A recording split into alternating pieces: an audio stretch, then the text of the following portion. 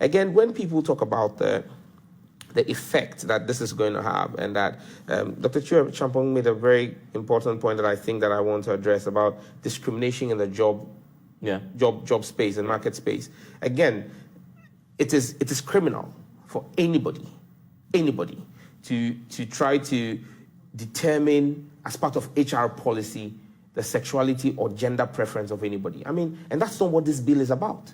This bill is not asking that HR persons should ask people when they go for a job, what is your sexual or gender preference? The law of unintended consequences. If there's a law that criminalizes it, don't you think to empower those who except when you're coming to an interview at multimedia, you come emblazoned in LGBTQ colors and come dressed in a way that suggests that you're a member of that community. But if you dress professionally, like any other worker who has come for that interview, how would they know what your sexual orientation is?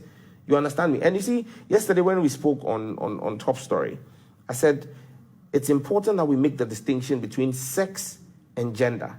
What the bill is dealing with is not sex. The Constitution and all the international conventions are explicit, and I support that position, that discrimination on the basis of sex is illegal.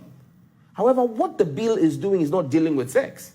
What the bill is doing is dealing with gender identifications. Sex is a biological construct, male, female, intersex. Gender is a social construct, straight, gay, and now we have, at the last count, 49 expressions of gender identity. Now, what we are dealing with is with the gender, and nowhere in any of these international documents, be the UN Declaration on Human Rights, the International Covenant on Economic, Cultural, and Social Rights, the International Covenant on Civil and Political Rights, the African Charter on Human and People's Rights, none of these charters mentions gender as a basis on which you cannot discriminate. In fact, those charters actually state that the state must take cogent steps to protect society and what society deems as normal. So when the assumption is made that there's going to be an attack on the economy of Ghana, please, I mean, let's have a discussion of apples when we are talking about apples, and a discussion of oranges when we are talking about oranges. The attempt to befuddle the issues, and like I said yesterday to Mr. I don't know, Anaba. Is it Dr. Anaba? Anaba.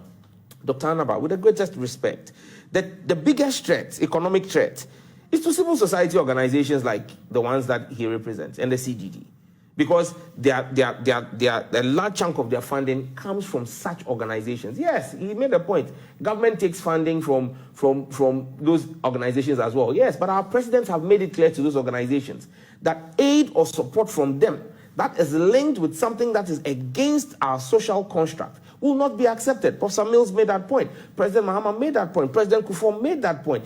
President Akufo-Addo has reiterated that point. So at the end of the day, we've made it clear. Thank you for watching. Subscribe and click the bell icon and get notified every time we share something interesting. We would love to have you on there.